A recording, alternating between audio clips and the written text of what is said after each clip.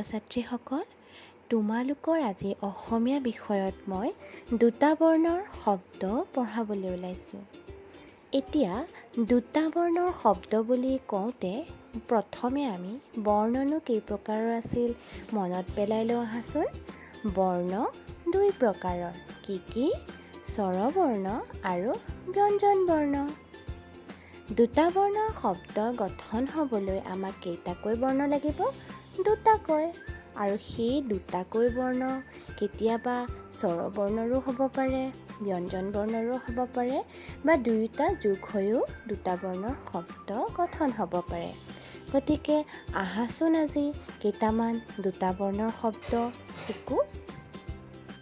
কল, ক যোগ ল সমান কল। কঠ, ক যোগ মূৰ্ধন্য ঠ সমান কঠ। গছ, গ যোগ দ্বিতীয় চ সমান গছ। ঘট, ঘ যোগ মূৰ্ধন্য ত সমান ঘট। ঘৰ, ঘ যোগ ৰ সমান ঘৰ।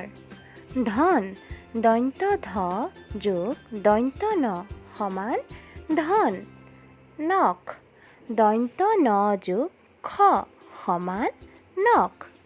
নদ, দন্ত্য ন যোগ দন্ত্য দ সমান নদ। ফল, ফ যোগ ল সমান ফল। বন, ব যোগ দন্ত্য ন সমান বন।